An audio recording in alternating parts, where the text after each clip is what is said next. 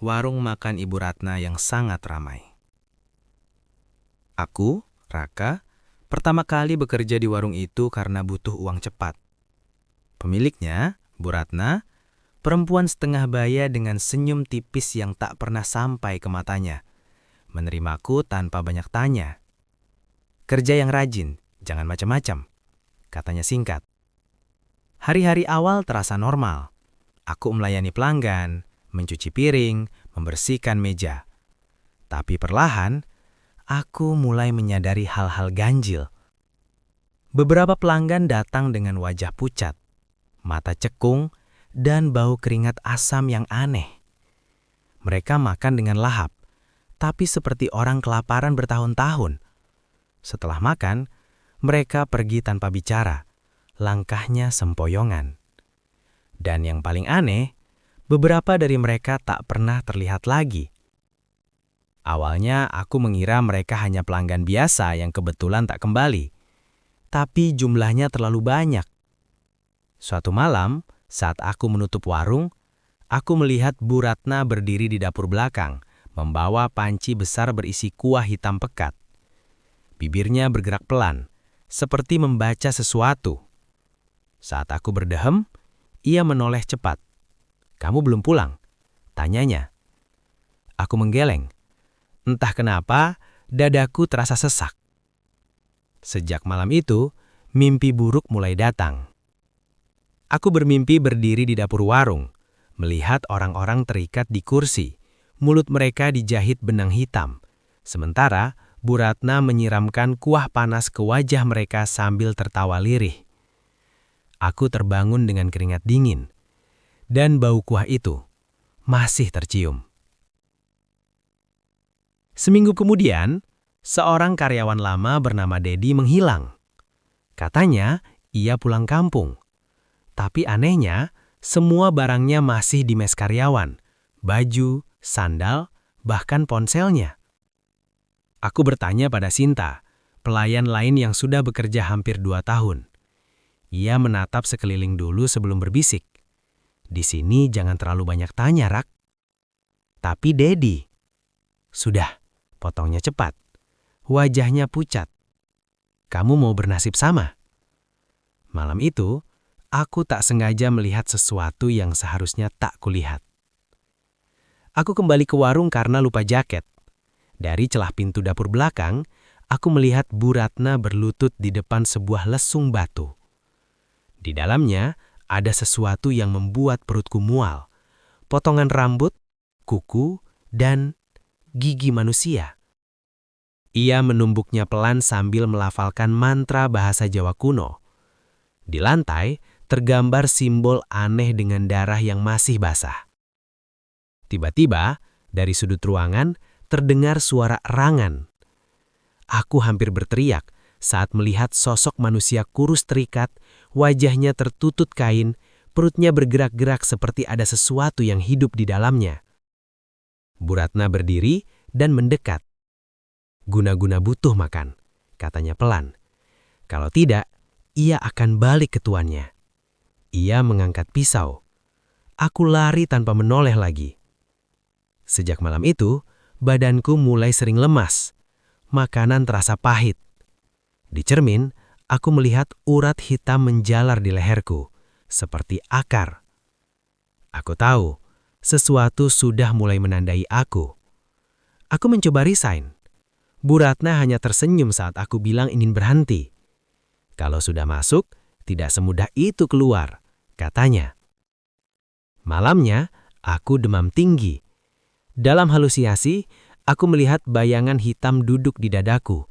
Wajahnya tak jelas, mulutnya penuh gigi runcing. Utang, harus dibayar.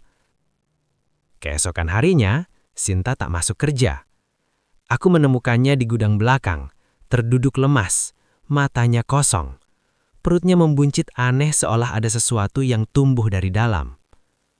Aku dengar mantra itu, bisiknya kepadaku. "Bu Ratna pakai guna-guna untuk warung ini. Setiap bulan harus ada tumbal, karyawan atau pelanggan." Tangannya mencengkram lenganku kuat-kuat. "Kita berikutnya, Rak." Saat itu, pintu gudang terbuka. Bu Ratna berdiri di sana, membawa panci kuah hitam yang mengepul. "Sudah waktunya makan," katanya lembut. Lampu padam, dan dari kegelapan terdengar suara sesuatu yang mengunyah dari dalam tubuh manusia. Aku sadar di lantai dapur dengan bau amis yang menusuk hidung. Lampu gantung berayun pelan, menciptakan bayangan yang bergerak-gerak di dinding seperti makhluk hidup. Kepalaku berdenyut, tenggorokanku kering, dan perutku terasa penuh, bukan oleh makanan, tapi oleh sesuatu yang menggeliat. Aku mencoba bangkit. Rasa nyeri menjalar dari perut hingga dada, seolah ada cakar yang menggaruk dari dalam. Aku batuk keras, dan dari mulutku keluar cairan hitam kental bercampur darah. "Tenang," suara Bu Ratna terdengar dari sudut ruangan. "Kalau kamu panik, dia makin lapar." Aku menoleh ke Bu Ratna. Ia duduk di bangku kayu, tenang, seolah tak ada apa-apa. Di sampingnya, panci besar masih mengepul.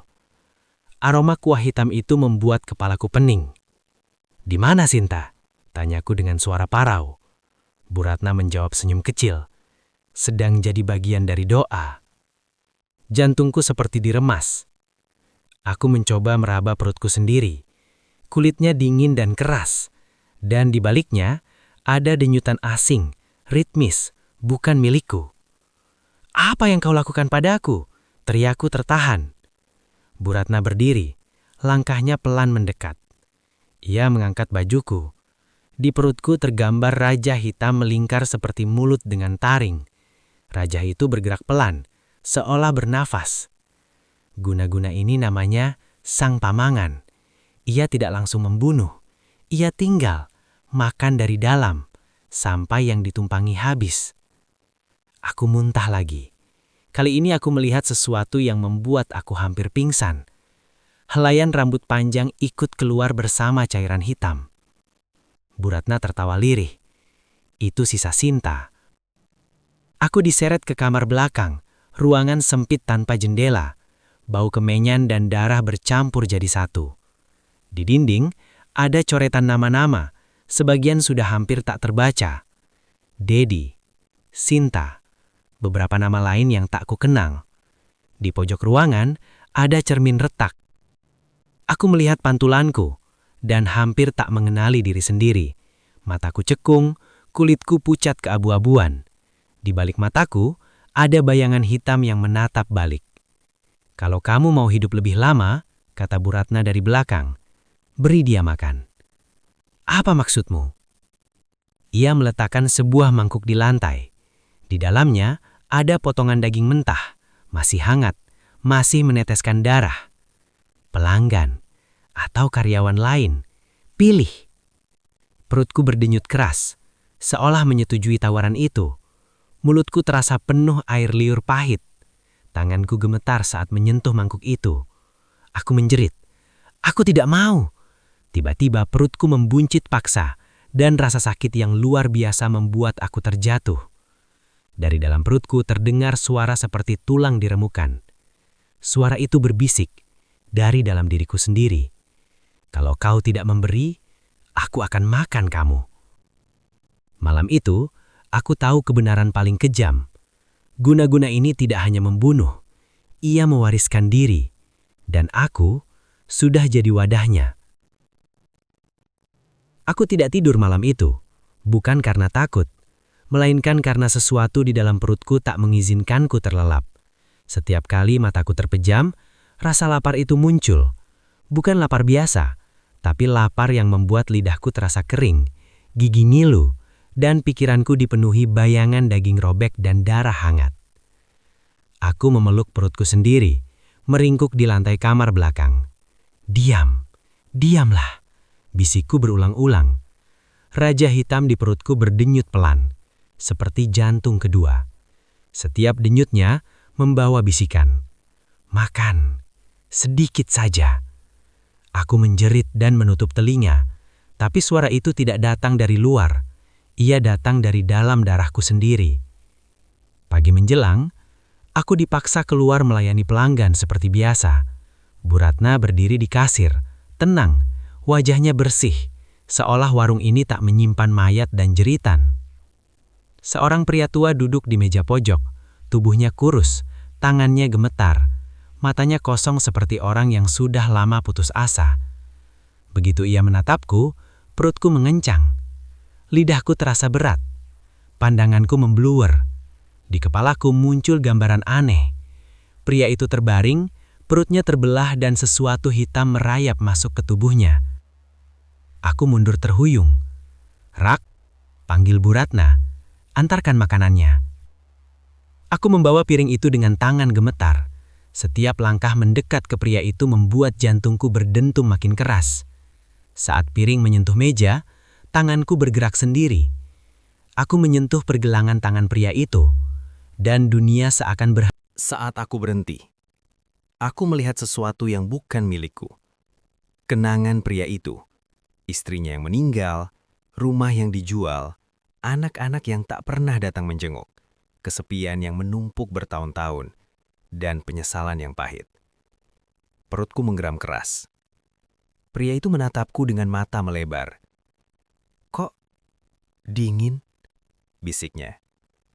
Aku mencoba menarik tanganku, tapi jari-jariku mencengkram semakin kuat. Dari telapak tanganku merembes cairan hitam, menyusup ke kulitnya. Pria itu batuk. Wajahnya pucat. Dari hidungnya keluar darah hitam. Aku menjerit. "Aku tidak mau. Lepaskan dia." Tapi tubuhku tidak mendengarkan. Bu Ratna hanya memperhatikan dari kejauhan. Matanya berbinar puas. Beberapa detik kemudian, pria itu terkulai di kursinya. Dari luar ia tampak hanya pingsan, tapi aku tahu, sesuatu telah diambil darinya. Perutku terasa hangat. Lapar itu menghilang. Aku muntah di belakang warung sampai perutku kosong. Tangisku pecah, bercampur muntah dan darah. "Aku membunuhnya," gumamku. Bu Ratna mendekat. "Belum, Ida," katanya ringan. "Dia masih hidup, tapi jiwanya sudah digigit. Sebentar lagi, tubuhnya akan menyusul." Aku menatapnya dengan mata merah. "Kau monster!" Ia tersenyum tipis. "Tidak, aku hanya bertahan hidup, sama seperti kamu sekarang." Aku sadar satu hal yang membuat dadaku semakin tesak. Setiap kali sang pamangan makan, ia tumbuh. Dan setiap kali itu terjadi, bagian dari kemanusiaanku menghilang. Malamnya saat aku bercermin, aku melihat sesuatu yang membuat kakiku lemas. Bayanganku tersenyum sendiri, meski bibirku tidak bergerak. Dan dari balik cermin, suara itu berbisik lembut. "Satu tidak cukup." Aku tidak bisa lagi menunda ini. Setiap malam sang pamangan semakin kuat. Aku bisa merasakannya dari cara ia mengatur nafasku, dari bagaimana mataku secara refleks mencari orang-orang yang tampak lemah, sedih, atau putus asa. Mereka bersinar aneh di pandanganku, seperti daging segar di hadapan binatang lapar. Aku hampir kehilangan diriku sendiri. Malam itu, aku kabur. Aku menunggu sampai Bu Ratna pulang ke rumah belakangnya. Dengan tubuh gemetar dan perut terasa berat, aku keluar lewat pintu samping dan berjalan tanpa tujuan, hanya mengikuti satu keyakinan tipis. Kalau ilmu hitam bisa ditanam, pasti ada yang bisa mencabutnya. Aku tiba di sebuah kampung tua di pinggir kota. Di sanalah orang-orang bilang tinggal seorang dukun sepuh bernama Mbah Wiryo, orang yang masih berani melawan guna-guna tingkat tinggi. Rumahnya gelap, hanya diterangi lampu minyak. Begitu aku melangkah masuk, Mbah Wiryo langsung menatap perutku. Sudah lama dia tinggal di kamu, dan dia lapar. Aku jatuh berlutut. "Tolong, Mbah, saya mau hidup. Saya tidak mau membunuh siapapun lagi." Mbah Wiryo menghela nafas panjang. "Yang kamu bawa itu bukan sekedar guna-guna. Itu pemangsa. Ia ditumbuhkan dari nyawa manusia. Setiap korban membuat akarnya makin dalam." Ia menatapku lama, seolah menimbang sesuatu. "Masih bisa dicabut, tapi kamu tidak akan keluar utuh." Aku mengangguk tanpa ragu. "Apapun." Ritual dilakukan tengah malam.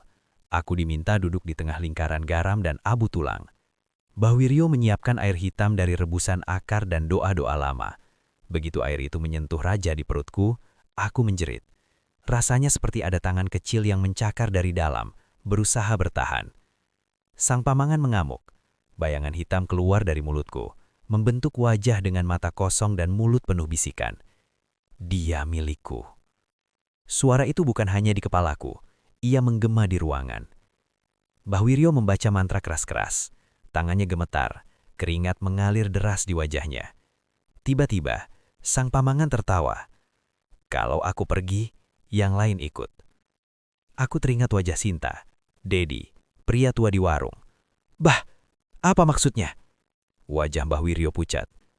Ilmu ini ditautkan, kalau ia dicabut paksa, semua yang sudah tersentuh akan menyusul.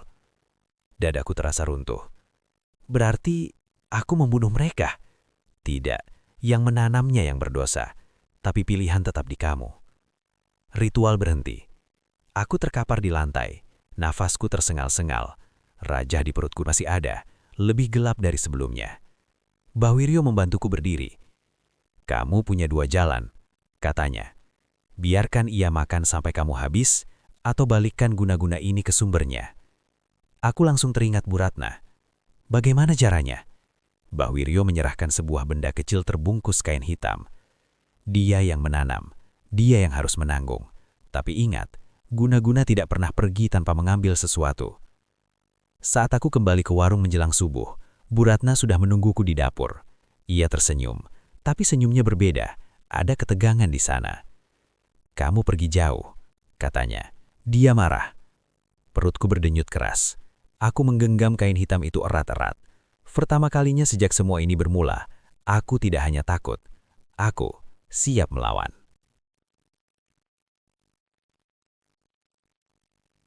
Subuh itu warung masih sepi.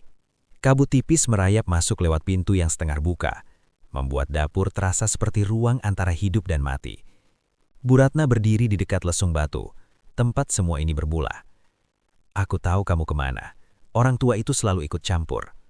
Aku menelan ludah. Tangan kiriku menggenggam kain hitam pemberian Bahwiryo, sementara tangan kananku menahan perut yang berdenyut kembali liar. Akhir ini, lepaskan sang pamangan dariku. Bu Ratna tertawa pelan, tapi tawanya terdengar kerak. Kamu pikir aku bisa melepaskannya begitu saja? Ia menoleh, dan pertama kalinya aku melihat wajahnya berubah. Urat-urat hitam menjalar di pelipisnya, matanya berkilat seperti binatang malam. Kalau aku jatuh, warung ini mati. Rezeki mengering, kamu mau itu? Lebih baik mati daripada terus memakan orang.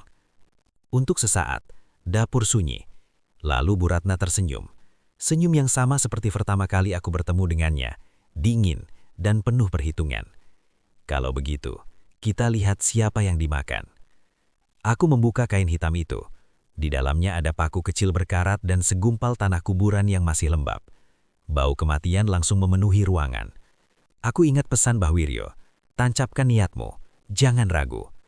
Aku mulai melafalkan mantra pembalik, kata-kata berat yang terasa asing di lidah. Setiap suku kata membuat rajah di perutku menyala panas. Bu Ratna menjerit. Bayangan hitam keluar dari tubuhku, tertentang seperti asap pekat. Ia berputar liar mencari jalan kembali. Bu Ratna mencoba membaca mantranya sendiri, tapi suaranya tercekik. Aku yang memberi makan, aku yang berhak. Aku menancapkan paku itu ke lantai tepat di antara kita. Lantai dapur bergetar, lesung batu retak, memuntahkan potongan rambut dan gigi yang berhamburan. Dari balik retakan terdengar jeritan, suara Sinta, Dedi, dan nama-nama lain yang terukir di dinding. Bu Ratna terjatuh, tubuhnya kejang, kulitnya mengelupas di beberapa bagian, memperlihatkan daging yang menghitam. Ia menatapku dengan mata penuh kebencian dan ketakutan. Berhenti! Dia akan mengambil segalanya. Sang pamangan meraung, terbelah antara dua tuan. Aku merasakan tubuhku ditarik, seperti akar yang dicabut paksa. Aku hampir menyerah. Lalu aku teringat wajah pria tua itu, kesepiannya, tatapan kosongnya. Aku memilih, bisikku. Aku mengucapkan suku kata terakhir. Bayangan hitam itu berbalik arah, menghantam Bu Ratna dengan kekuatan yang membuat dinding dapur keretak. Ia menjerit. Jeritan panjang yang berubah jadi suara mengunyah, seolah sesuatu sedang memakan dari dalam. Perutku terasa ringan. Untuk pertama kalinya sejak berbulan-bulan, lapar itu mereda. Ketika semuanya berakhir, Bu Ratna tergeletak tak bergerak. Wajahnya kembali seperti semula, tenang, kosong. Tapi di dadanya ada raja hitam yang sama seperti milikku dahulu. Warung sunyi, kabut menipis. Aku terduduk lemas, nafasku tersengal-sengal. Raja di perutku memudar, tapi tidak sepenuhnya hilang. Dingulukan nikepku ninye. Ia ke Barawe ingat manye. Warung itu ditutup selama 3 hari. Orang-orang bilang Bu Ratna meninggal karena serangan jantung. Tubuhnya ditemukan di dapur, tanpa luka, tanpa tanda kekerasan. Polisi tak menemukan apapun yang mencurigakan, kecuali satu hal, perutnya menghitam dari dalam, seperti jaringan yang membusuk sebelum waktunya. Aku tahu itu bukan kematian biasa. Aku masih tinggal di mes karyawan. Tidak ada tempat lain untuk kepulang. Setiap malam aku duduk sendirian, menunggu sesuatu. Aku sendiri tidak tahu apa. Malam keempat aku mendengar suara langkah. Pelan, terseret. Aku membuka pintu mes. Di luar, di bawah lampu jalan yang redup, berdiri seorang pria tua. Pria yang dulu kupilih. Wajahnya pucat kebiruan, matanya kosong, tapi tubuhnya berdiri tegak. Ia menatapku lama, lalu tersenyum kaku. Terima kasih sudah mengembalikan sisanya, katanya dengan suara yang bukan sepenuhnya miliknya. Aku mundur selangkah. Apa maksudmu? Ia menepuk dadanya sendiri. Dia pergi, tapi meninggalkan bekas. Sekarang kami semua bisa mendengar satu sama lain. Dari balik kabut, sosok-sosok lain muncul. Sinta, Dedi, dan beberapa wajah asing yang hanya pernah kulihat sekilas sebagai pelanggan. Mereka berdiri berjajar, sunyi, seperti orang menunggu giliran. Apa yang kalian mau? Tanyaku dengan suara bergetar. Sinta melangkah maju. Wajahnya tampak utuh, terlalu utuh. Senyumnya lembut, tapi matanya hitam tanpa cahaya. Penutup, katanya. Ikatan itu terputus setengah. Sang pamangan memang berpindah, tapi sisa-sisanya melekat pada kami. Dadaku terasa sesak. Bu Ratna sudah mati. Kalian bebas. Dedi menggeleng pelan. Tidak ada yang benar-benar bebas dari ilmu yang ditanam dengan nyawa. Mereka serempak menatap perutku. Masih ada pintu, kata pria tua itu. Dan pintu itu, kamu. Aku berlari malam itu. Keluar dari Karangjati, menjauh dari warung, menjauh dari semua yang pernah kupercaya. Tapi kemanapun aku pergi, bayangan mereka selalu ada. Di kaca jendela, di pantulan air, di mimpi. Dan semakin aku mencoba menghindar, semakin jelas aku menyadari sesuatu yang mengerikan. Sang pamangan tidak sepenuhnya kembali ke Bu Ratna. Ia terpecah. Dan pecahannya tinggal di setiap korban, termasuk aku. Suatu malam, aku terbangun dengan rasa dingin di perut. Aku menyalakan lampu dan membeku di tempat.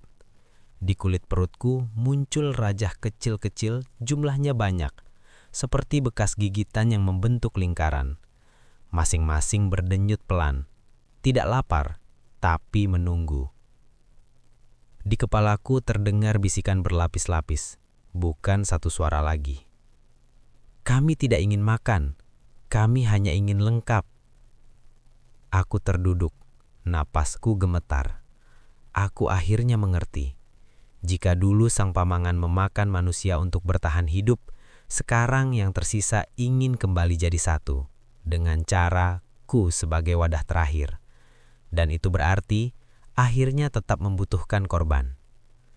Aku berhenti berlari, bukan karena aku berani, melainkan karena aku sadar, tidak ada tempat yang benar-benar jauh.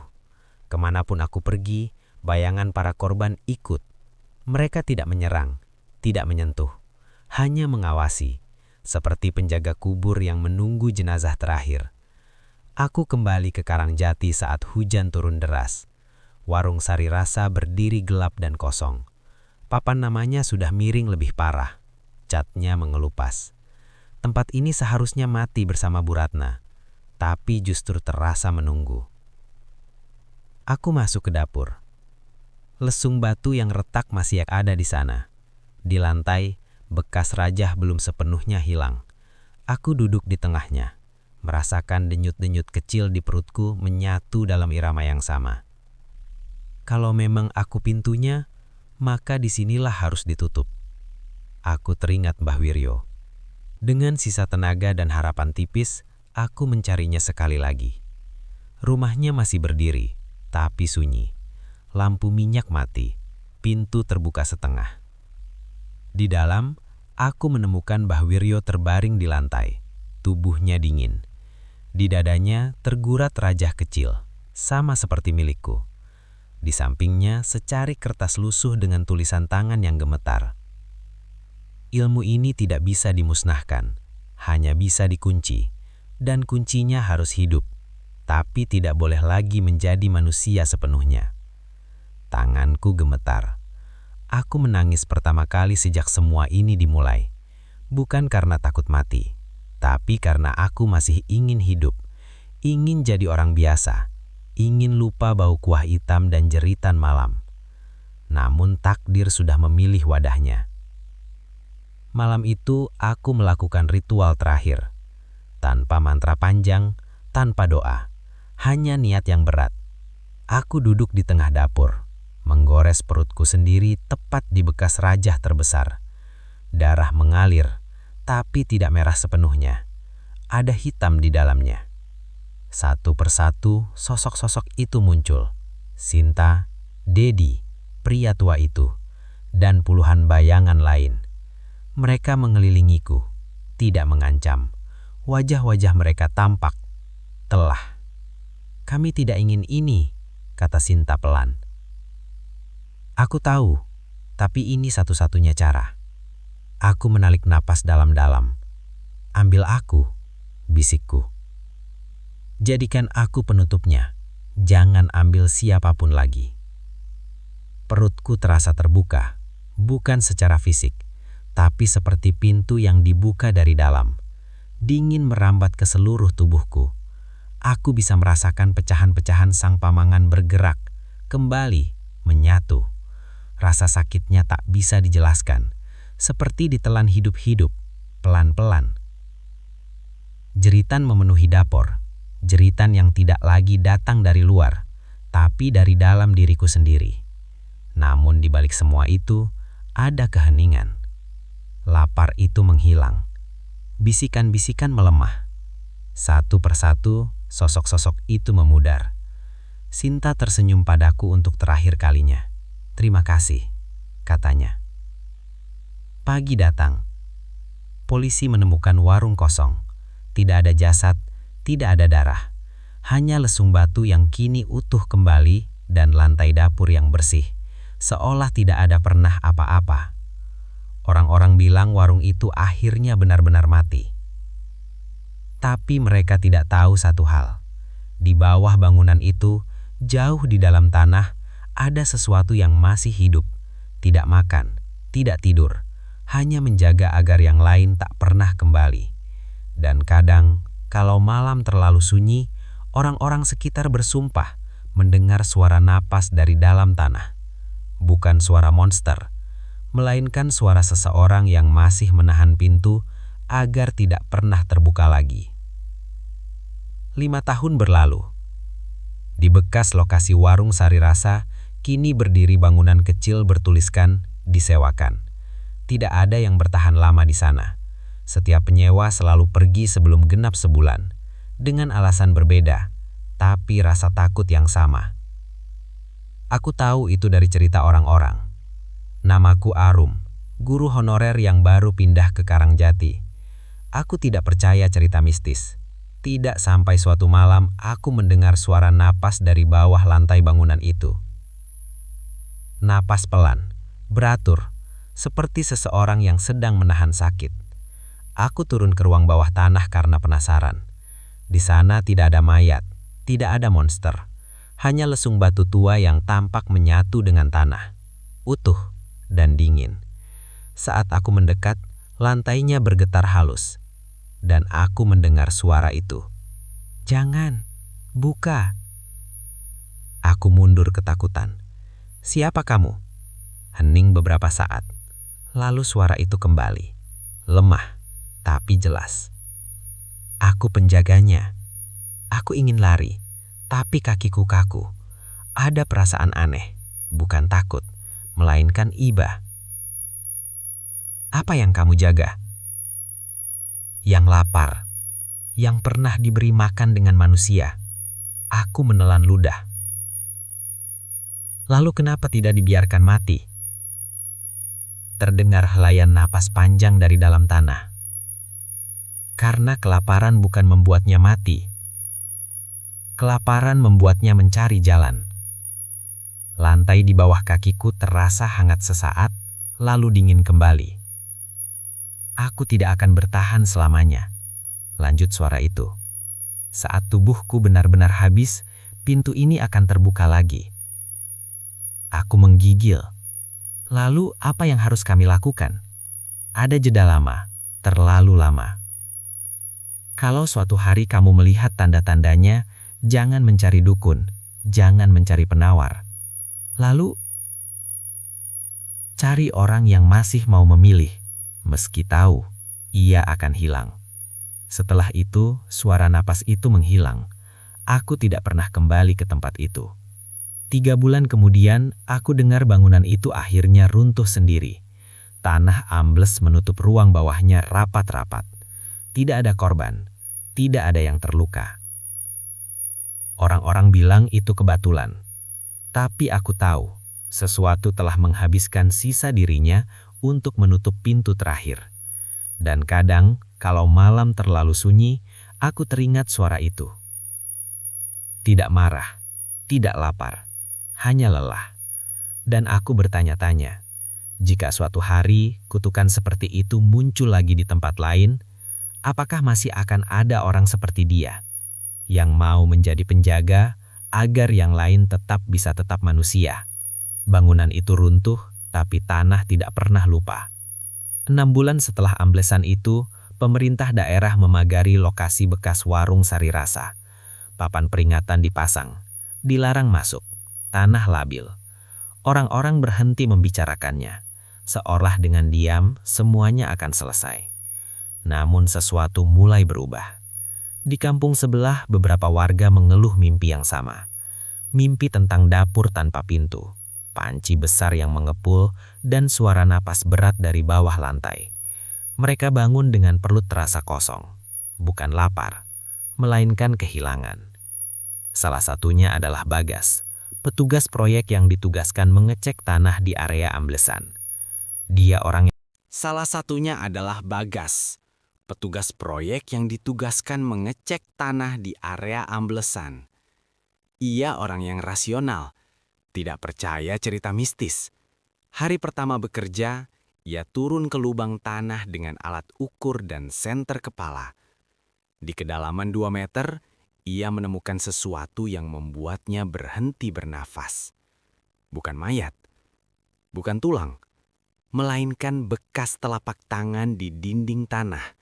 Banyak sekali, tumpang tindih mengarah ke satu titik di tengah. Dan di titik itu, tanahnya hangat. Bagas menempelkan telinganya ke dinding. Ia mendengar nafas. Lemah, terputus-putus, seperti orang yang sudah terlalu lama menahan sesuatu. "Mas," panggilnya ragu. Nafas itu berhenti. Lalu terdengar suara sangat pelan, hampir menyatu dengan tanah. "Pergilah." Bagas naik ke atas dengan wajah pucat. Ia tidak melapor apapun. Dalam laporannya, ia hanya menulis, "Area aman, tidak ditemukan anomali." Namun malamnya, ia tidak bisa tidur. Di kamar kosnya, ia terbangun dengan tangan menekan perut sendiri. Di kulitnya muncul bekas lingkaran samar, seperti memar lama yang hampir sembuh. Ia tidak merasa lapar. Ia merasa dipanggil. Sementara itu, di kota lain, jauh dari Karangjati, sebuah warung kecil baru mulai ramai. Pemiliknya perempuan paruh baya yang ramah. Masakannya biasa saja, tapi entah kenapa orang-orang betah berlama-lama di sana. Warung itu tidak punya nama, hanya papan kayu polos tanpa tulisan. Di dapurnya, tersimpan lesung batu tua yang dibeli murah dari seorang pengepul barang rongsokan. Perempuan itu tidak tahu asal-usulnya. Ia hanya tahu sejak lesung itu ada, dagangannya laris. Dan setiap malam, sebelum menutup warung, ia sering mendengar suara aneh dari arah dapur, seperti orang menahan nafas di dalam tanah. Kadang dalam mimpinya, ia melihat seorang pria muda berdiri diam, tubuhnya setengah menyatu dengan lantai, matanya lelah tapi tenang. Pria itu selalu berkata hal yang sama. Jangan beri makan apapun yang lapar karena kesepian. Ia selalu terbangun sebelum sempat bertanya. Jauh di bawah tanah karang jati, di tempat yang tidak lagi bisa disebut ruang, penjaga terakhir masih ada. Bukan sepenuhnya hidup, bukan sepenuhnya hilang. Kesadarannya terpecah, menipis, tapi niatnya masih utuh. Menahan, mengunci, menunda. Namun ia tahu satu hal yang tak bisa dihindari.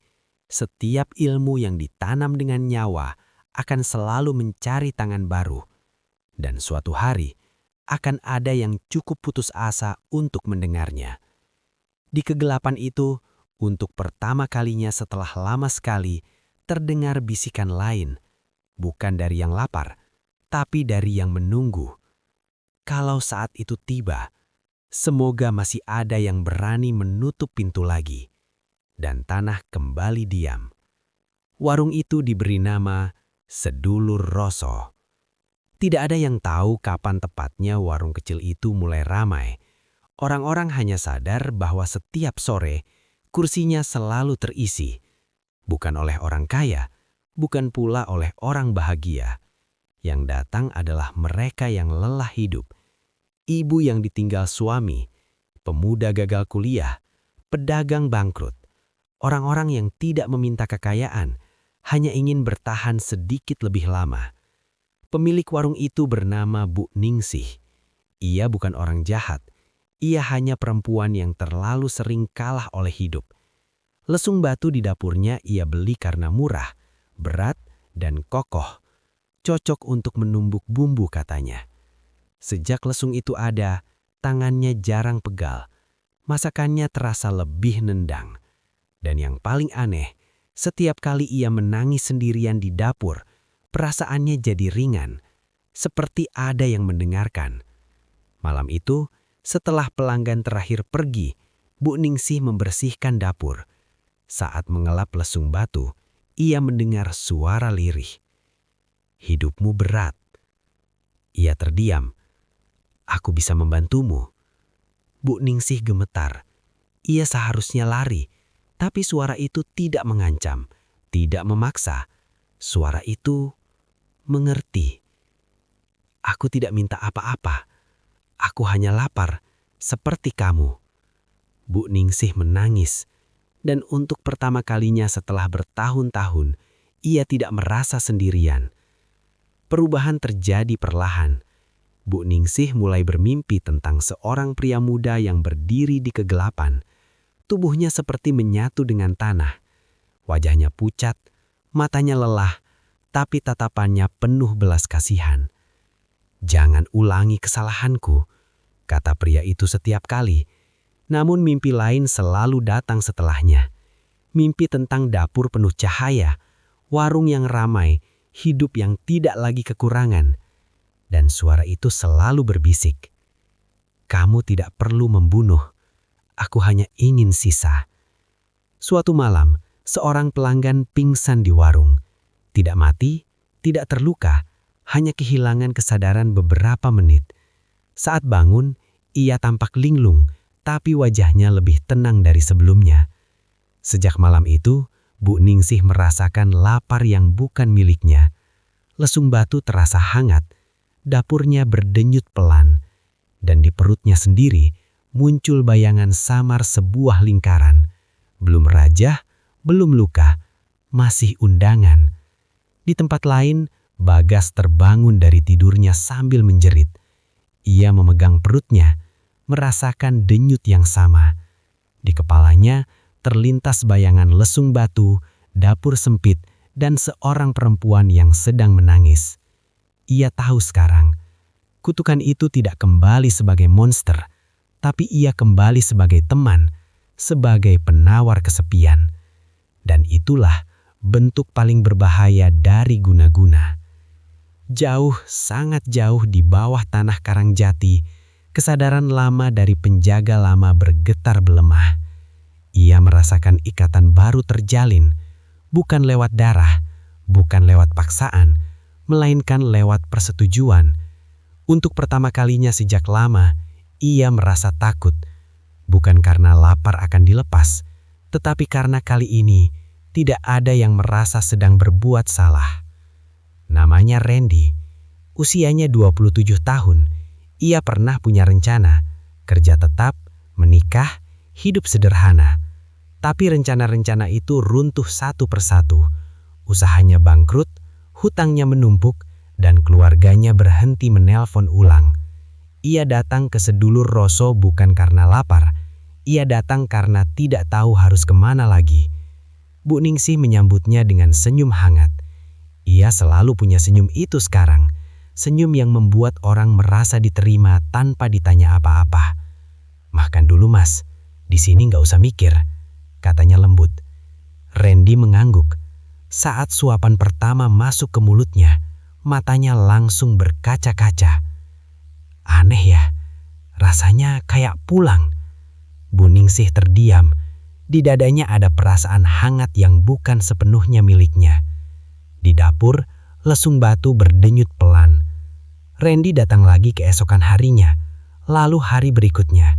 Selalu duduk di meja yang sama, selalu memesan menu yang sama. Dan setiap kali ia makan, bahunya terasa lebih ringan, nafasnya lebih panjang. Namun setiap kali ia pulang, sesuatu ikut tertinggal. Ia mulai melupakan hal-hal kecil, nama jalan, wajah teman lama, bahkan suara ibunya. Ia tidak panik, justru ia merasa damai. Kalau semua dilupakan, berarti capeknya juga ikut hilang kan? Katanya suatu sore pada Bu Ningsih. Bu Ningsih ingin menjawab, tapi suara lain menyela dari dalam kepalanya. Biarkan, dia sudah siap. Malam itu, setelah warung tutup, Randy tidak langsung berdiri. "Bu," katanya pelan, "bolehkah saya duduk sebentar lagi?" Bu Ningsih mengangguk. Lampu warung meredup pelan, jalanan di luar sunyi, dan untuk pertama kalinya, sejak lesung batu itu ada, Bu Ningsih tidak merasa takut sama sekali. Randy menutup mata. "Aneh ya," katanya sambil tersenyum kecil. "Saya tidak lapar, tapi rasanya seperti ingin habis." Perut Bu Ningsih berdenyit pelan. Lesung batu menghangat. Di dalam Randy, sesuatu bergerak, bukan menyakitkan, tidak kasar, lebih seperti ditarik perlahan. Kenangan demi kenangan, harapan demi harapan. Air mata menetes dari sudut matanya, tapi senyumnya tidak hilang. "Terima kasih," bisiknya. Tubuhnya perlahan terkulai di kursi. Tidak ada jeritan, tidak ada darah, tidak ada perlawanan. Hanya nafas yang makin pelan, lalu berhenti. Bu Ningsih terduduk lemas. "Aku membunuhnya," gumamnya. Lesung batu diam. Lalu suara itu kembali. Tidak gembira, tidak marah, hanya kenyang. "Tidak, kamu menerimanya." Bu Ningsih menutup wajahnya, menangis terseduh. Tapi di balik tangis itu, ada rasa lega yang membuatnya ketakutan. Warung itu tetap berdiri keesokan harinya. Randy tidak pernah dilaporkan hilang. Tidak ada yang mencarinya. Dan entah kenapa, kursi tempat ia biasa duduk terasa selalu hangat. Jauh di bawah tanah Karangjati, kesadaran lama itu bergetar keras. Korban pertama telah terjadi. Tanpa paksaan, tanpa mantra, dan itu berarti satu hal yang mengerikan. Kutukan ini kini tidak lagi perlu disembunyikan. Ia hanya perlu menunggu mereka yang ingin menyerahkan dirinya sendiri. Sejak malam Randy tidak pernah pulang, mimpi-mimpi mulai menyebar. Bukan hanya Bu Ningsih yang mengalaminya, tapi juga orang-orang yang pernah makan di sedulur rasa, bahkan mereka yang hanya singgah sekali. Mimpi itu selalu sama, tanah gelap, dingin, dan seorang pria muda berdiri setengah terkubur, tubuhnya menyatu dengan lantai, seolah ia adalah bagian dari bumi itu sendiri. Wajahnya pucat, matanya cekung, tapi saat ia menatap, tidak ada kebencian di sana, hanya permohonan. "Jangan dengarkan yang lapar," katanya dalam mimpi mereka. "Dia tidak akan pernah cukup." Sebagian orang terbangun dengan keringat dingin, sebagian lain menangis tanpa tahu sebabnya. Namun ada juga yang merasa terganggu. Kenapa mimpi buruk itu datang setelah makan enak? Kenapa suara itu terasa mengganggu, seperti ingin merampas ketenangan? Bagi mereka, suara penjaga bukan peringatan, melainkan gangguan. Bu Ningsih mulai berubah. Ia masih ramah, masih memasak dengan hati, tapi ada jarak di matanya, seperti orang yang mendengar dua suara sekaligus dan tidak tahu harus percaya yang mana. Malam itu, ia bermimpi lebih lama dari biasanya. Ia berdiri di dapur lama, bukan dapurnya, tapi dapur warung yang sudah runtuh. Di tengah lantai, pria itu menatapnya langsung. "Kamu tidak jahat, tapi kamu sedang membuka pintu yang tidak bisa kamu tutup." Bu Ningsih menggereng. "Aku hanya ingin orang-orang tidak merasa sendirian." "Kesepian bukan alasan untuk menyerahkan nyawa," jawabnya. "Aku tidak memaksa siapapun." Penjaga itu terdiam, lalu berkata dengan suara yang hampir hilang, "Dulu, aku juga bilang begitu." Bu Ningsih terbangun sambil terisak, namun sebelum air matanya kering, suara lain menyusup, lebih lembut, lebih akrab. "Dia iri, dia lelah karena gagal. Kamu berhasil membantu mereka." Bu Ningsih menutup telinganya. "Aku tidak mau membunuh lagi," bisiknya. "Mereka datang sendiri." Dan itulah kalimat yang akhirnya membungkam penjaga. Di tempat lain, Bagas akhirnya menyerah pada panggilan itu. Ia kembali ke Karangjati, ke lokasi amblesan. Pagar sudah berkarat, tidak ada yang menjaga. Malam itu tanah terasa hangat di telapak kakinya. Ia menggali dengan tangan kosong. Semakin dalam ia menggali, semakin jelas suara nafas itu. "Masih ada waktu," kata suara penjaga, kini nyaris tak terdengar. "Aku capek," jawab Bagas sambil menangis. "Kalau aku jadi pengganti, apakah semua ini berhenti?" Ada jeda panjang. Penjaga itu ingin berteriak, "Jangan," tapi suaranya sudah terlalu tipis. "Kalau kamu mengambil tempatku, kamu tidak akan mati, tapi kamu juga tidak akan hidup." Bagas bersenyum pahit. Kedengarannya adil. Tanah di bawahnya berdenyut. Jauh di dapur sedulur rasa, lesung batu ikut bergetar pelan, seolah merasakan sesuatu yang hampir lengkap. Malam itu, penjaga lama merasakan bagian dirinya ditarik keluar, bukan oleh kekerasan, melainkan oleh kerelaan orang lain. Dan untuk pertama kalinya sejak ia menjadi kunci, ia menyadari sesuatu yang paling menakutkan. Ia tidak lagi dibutuhkan sebagai penjaga, karena sekarang selalu akan ada yang bersedia menggantikannya. Di kegelapan itu, suaranya akhirnya pecah, bukan jeritan, tapi bisikan terakhir. "Kalau begitu, semoga masih ada yang ingat bagaimana cara menolak." Dan dunia di atas terus berjalan.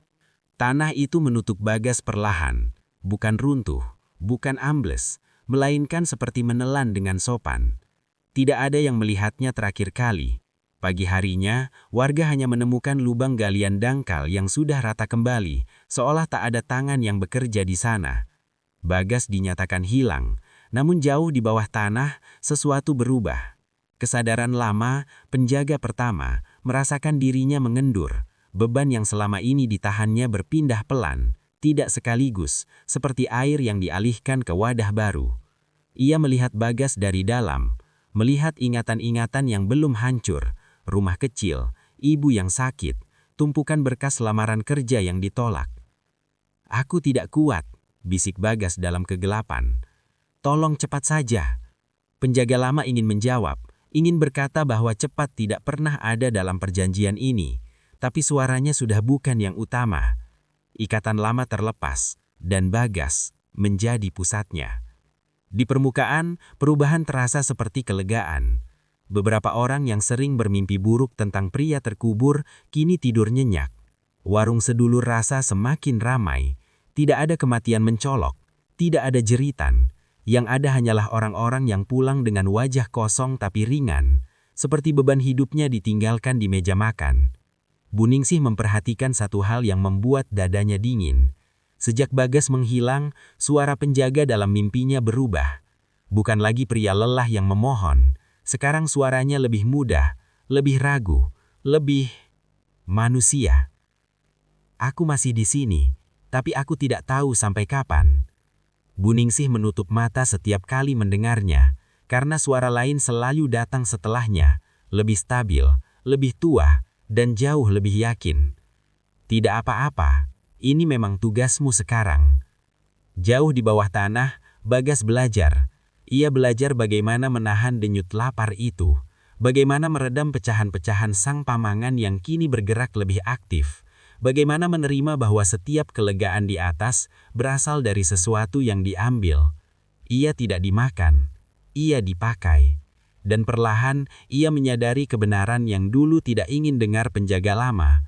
Selama ada yang rela menyerahkan dirinya, kutukan ini tidak perlu memaksa.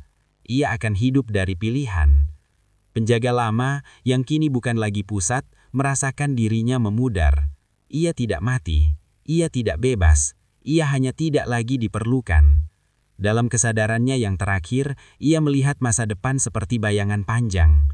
Warung-warung kecil, orang-orang lelah, pengorbanan yang disebut jalan keluar, dan dunia yang tidak lagi bertanya apakah ini salah, karena terlalu banyak yang merasa terbantu. Sebelum ia benar-benar tenggelam, satu pikiran terakhir muncul. Yang paling mengerikan bukan kutukan, melainkan saat manusia berhenti ingin diselamatkan.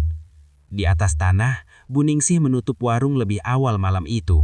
Ia menatap lesung batu lama, yang kini tidak lagi hangat, melainkan stabil. "Berapa lama lagi?" bisiknya. Lesung batu tidak menjawab, tapi di dalam perutnya lingkaran samar menguat. Dan untuk pertama kalinya, ia sadar. Penjaga bisa berganti, kutukan bisa beradaptasi. Namun suatu hari, ia sendiri mungkin akan ditanya apakah mau menjadi yang berikutnya. Tidak ada pengumuman, tidak ada kesepakatan, namun perlahan pola itu dikenali. Di beberapa kota kecil muncul warung-warung yang anehnya selalu ramai oleh orang-orang dengan masalah hidup berat. Nama warungnya berbeda-beda, pemiliknya juga tidak saling kenal. Tapi ada satu kesamaan yang tidak pernah ditulis dimanapun. Orang yang makan di sana pulang dengan perasaan lebih ringan. Awalnya dianggap kebetulan, lalu disebut sugesti, akhirnya dibiarkan. Karena tidak ada mayat, tidak ada jeritan, tidak ada laporan kriminal yang jelas. Yang ada hanyalah orang-orang yang perlahan menghilang dari kehidupan lama mereka. Mereka berhenti menghubungi keluarga, berhenti mengejar mimpi, berhenti mengeluh. Sebagian masih hidup, bekerja seadanya, wajahnya datar tapi tenang.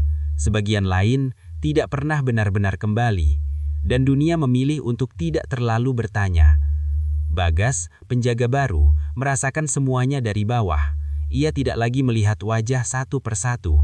Sekarang yang ia rasakan adalah arus, ratusan keinginan kecil, kelelahan yang dititipkan, harapan yang dilepas. Ia tidak bisa menolak, bukan karena dipaksa, melainkan karena tidak ada alasan kuat untuk berkata tidak. Setiap kali ia mencoba menguatkan diri, suara lama, sisa sang pamangan berbisik dengan tenang. "Lihat, mereka tidak berteriak, mereka berterima kasih." Dan itu benar. Dalam arus kesadaran yang menyentuhnya, Bagas mulai merasakan sesuatu yang dulu ditakuti penjaga lama. Kepuasan yang samar. Bukan lapar, bukan senang, melainkan perasaan bahwa ia berguna. Bu Ningsih membaca berita di ponselnya suatu pagi. Sebuah artikel kecil di media lokal. Fenomena warung tenang. Tempat orang menenangkan diri sebelum menghilang dari tekanan hidup. Tidak ada tuduhan, tidak ada investigasi. Komentar-komentar justru penuh pembelaan. Daripada bunuh diri, mending ke sana. Mereka tidak dipaksa. Kalau itu pilihan mereka, siapa kita melarang?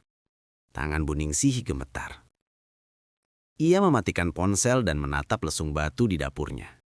Untuk pertama kalinya, ia tidak mendengar suara apapun darinya. Dan keheningan itu jauh lebih menakutkan. Malamnya, seorang perempuan muda datang sendirian ke warung. Wajahnya rapi, bajunya bersih, matanya tidak menangis. Ada tempat seperti ini, katanya pelan, yang katanya bisa bikin orang berhenti capek. Bu Ningsih membuka mulut, lalu menutupnya kembali. Di kepalanya dua suara muncul. Yang pertama, lemah, hampir hilang, berkata, "Tanya dia lagi, jangan langsung terima." Yang kedua, tenang, mantap, berkata, "Kamu tidak memaksa, kamu hanya menyediakan." Bu Ningsih menelan ludah. "Silakan duduk," katanya akhirnya. Lesung datu berdenyut sekali. Jauh di bawah tanah, Bagas menutup kesadarannya sejenak. Ia akhirnya mengerti apa yang dulu dikatakan penjaga lama. Bukan tentang rasa sakit, bukan tentang kehilangan tubuh, melainkan tentang momen ini. Saat dunia berhenti menganggap ini sebagai kutukan dan mulai menyebutnya solusi. Dan ketika itu terjadi, tidak akan ada lagi yang ingin menutup pintu. Karena pintu itu kini dianggap jalan keluar. Hujan turun pelan malam itu. Sedulur rasa hampir tutup ketika seorang anak laki-laki masuk, basah kuyup, tak sekolah masih di punggungnya. Usianya tak lebih dari 14 tahun. Bu Ningsih membeku. Anak itu duduk tanpa diminta, menatap meja kosong dengan mata merah tapi belum kosong. Masih ada sesuatu di sana. Takut, bingung, dan ingin ditolong, bukan diakhiri. "Kamu salah tempat," kata Bu Ningsih cepat. Suaranya lebih keras dari biasanya. Anak itu menggeleng pelan. "Ibu saya bilang, di sini orang bisa berhenti sakit." Lesung batu berdenyut keras. Bu Ningsih langsung menoleh ke dapur. Jantungnya berdegup tak karuan. "Siapa namamu?" tanyanya. "Adit." Nama itu membuat dadanya sesak. Terlalu mudah, terlalu hidup. "Adit, kamu lapar?" Anak itu mengangguk ragu. Tapi lebih capek. Kalimat itu seperti pisau. Di bawah tanah Bagas tersentak. Untuk pertama kalinya sejak ia menjadi penjaga, arus yang menyentuhnya berbeda. Tidak pasrah, tidak ingin hilang. Ada sesuatu yang melawan. Kecil, tapi terang. "Tidak, yang ini jangan." Bagas berusaha menarik diri, menahan aliran itu. Sisa sang pamangan langsung merespons. Semua datang dengan alasan. Usia tidak mengubah pilihan. Bagas gemetar. Dia belum memilih, dia hanya tidak tahu harus kemana. Dan itu cukup. Bu Ningsih berdiri di depan Adit, tangannya gemetar. "Kamu masih sekolah," katanya lirih. "Masih banyak yang bisa. Bapak saya mati bulan lalu. Ibu kerja sampai malam. Saya sendirian terus." Bu Ningsih merasakan lingkaran di perutnya menghangat. Bukan lapar, tapi tuntutan. Di kepalanya suara tenang itu muncul lagi. Dia akan lebih tenang setelah ini. Bukankah itu tujuanmu? Air mata Bu Ningsih jatuh. "Tidak," bisiknya. "Ini bukan tujuan."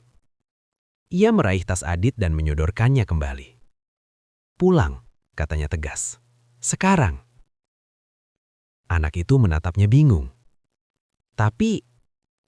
"Pulang," ulang Bu Ningsih, hampir berteriak. "Ini bukan tempatmu." Lesung batu retak. Suara jeritan pendek terdengar dari dapur. Bukan manusia, bukan sepenuhnya makhluk. Di bawah tanah, Bagas merasakan tarikan paksa.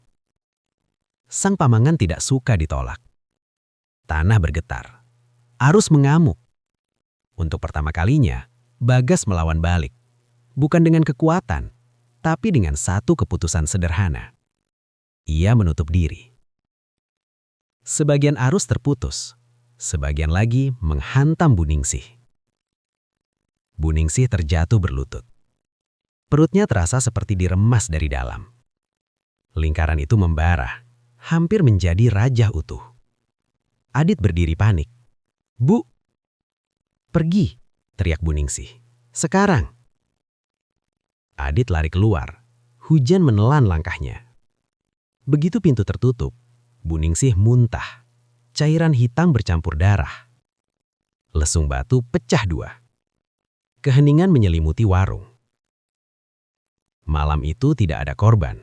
Dan untuk pertama kalinya sejak semua ini menjadi normal, sesuatu menolak untuk ikut arus. Di bawah tanah, Bagas terengah-engah, lemah, tapi sadar. Ia akhirnya mengerti, kutukan ini bisa hidup dari persetujuan. Tapi ia takut pada penolakan yang tulus. Dan itu berarti satu hal penting. Pintu ini belum sepenuhnya terkunci. Masih ada cara, meski mahal. Penolakan itu tidak berlalu begitu saja.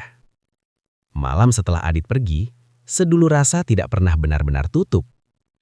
Lampunya padam, pintunya terkunci, tapi udara di dalamnya terus berdenyut, seperti paru-paru yang dipaksa bernafas.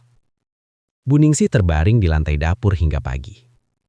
Saat sadar, tubuhnya dingin, tenggorokannya kering, dan perutnya terasa kosong. Bukan lapar, lebih seperti sesuatu telah diambil paksa. Lesung batu di hadapannya terbelah dua. Retaknya menghitam, seolah arang menyusup dari dalam. Dari celahnya terdengar bisikan-bisikan kecil. Bukan satu suara, melainkan banyak, saling tumpang tindih. Penjaga boleh menolak, wadah tidak. Bu Ningsih tersentak mundur. "Aku tidak mau," bisiknya. "Aku sudah berhenti." Bisikan itu berhenti sejenak. Lalu terdengar tawa pelan, dingin, puas. Berhenti bukan berarti bebas. Di hari yang sama, orang-orang mulai bermimpi buruk lagi. Bukan mimpi tentang pria terkubur, bukan tentang penjaga. Sekarang mimpi mereka tentang meja kosong dan kursi hangat yang menunggu. Mereka terbangun dengan perasaan kehilangan yang tajam. Lebih menyakitkan daripada sebelum mereka pernah makan di warung-warung itu. Sebagian menangis tanpa sebab. Sebagian marah. Sebagian lain datang menuntut. Sore itu dua orang berdiri di depan sedulur rasa. "Kok tutup?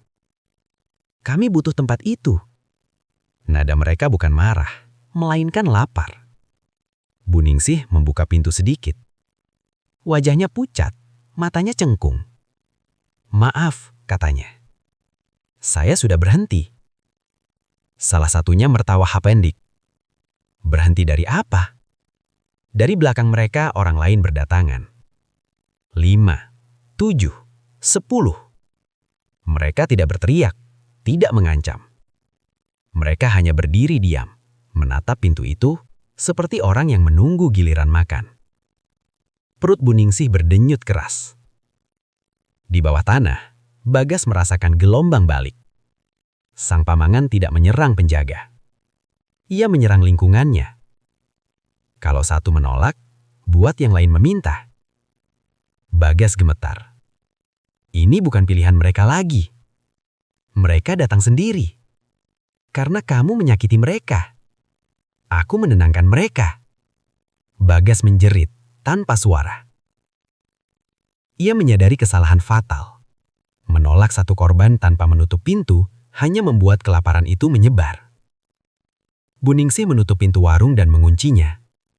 Di luar orang-orang tetap berdiri, tidak mengetuk, tidak pergi. Jam berlalu. Malam turun. Satu persatu dari mereka duduk di lantai, bersandar ke dinding, menunggu dengan sabar yang mengerikan. Bu Ningsih terduduk di balik pintu, menangis tanpa suara. "Apa yang kamu mau dariku?" bisiknya. Dari dalam perutnya suara itu menjawab. Tidak keras, tidak kejam. "Kalau kamu tidak mau menerima, maka kamu yang akan diambil." Lingkaran di perutnya menyala hitam. Ia akhirnya mengerti. Hukuman sebenarnya, kutukan ini tidak membunuh yang menolak. Ia menjadikan mereka pengganti. Di luar Adit berjalan sendirian di bawah lampu jalan. Ia berhenti mendadak. Entah kenapa ia merasa sesuatu memanggilnya kembali. Dan jauh di bawah tanah, Bagas merasakan satu hal yang membuatnya hancur. Sang pamangan membuka pintu lain. Bukan lewat warung, bukan lewat lesung, melainkan lewat rasa bersalah. Pagi datang tanpa matahari. Kabut menggantung rendah di depan sedulur rasa. Orang-orang yang semalam menunggu tidak lagi berdiri. Mereka terbaring di sekitar warung, seperti orang kelelahan setelah perjalanan jauh. Wajahnya tenang, nyaris damai. Tapi tidak ada satupun yang tidur. Mata mereka terbuka. Menunggu. Bu Ningsih membuka pintu perlahan. Begitu daun pintu berderit, kepala-kepala itu bergerak serempak, menoleh padanya. Tidak ada permusuhan di mata mereka, hanya harapan kosong. Perut Bu Ningsih terasa berat, seolah sesuatu di dalamnya telah mengambil bentuk. "Masuklah," katanya lirih.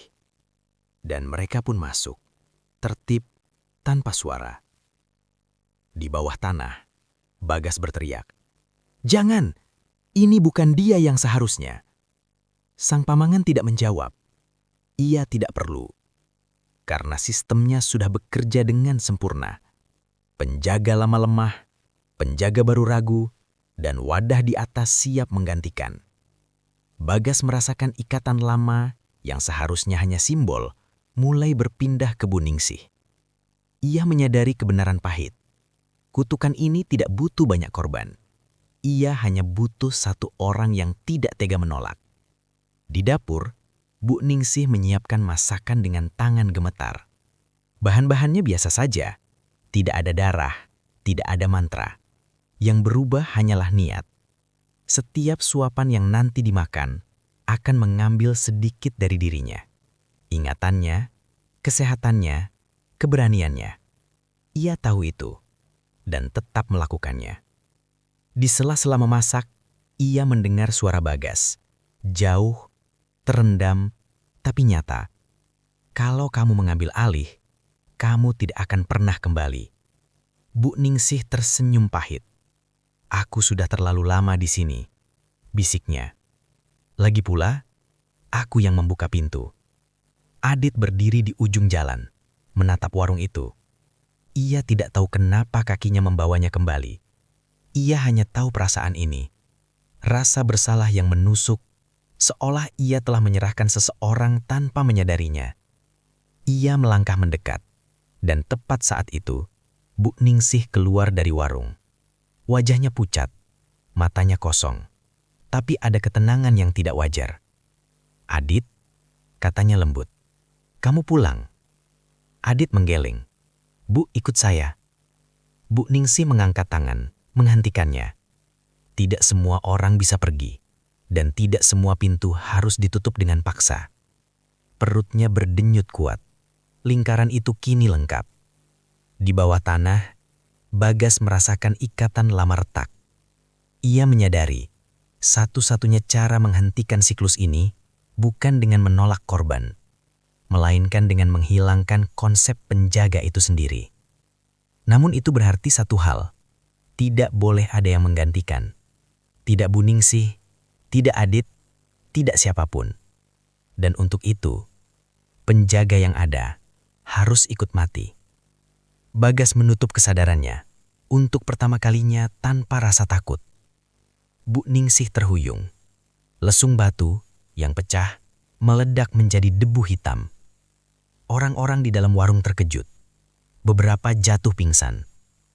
Udara terasa berat, tanah bergetar. Bu Ningsih menatap Adit untuk terakhir kalinya. "Maaf," katanya. Ternyata, menolak saja tidak cukup. Ia melangkah kembali ke dalam warung, pintu menutup sendiri. Dan jauh di bawah tanah, Bagas menarik seluruh ikatan itu ke dirinya.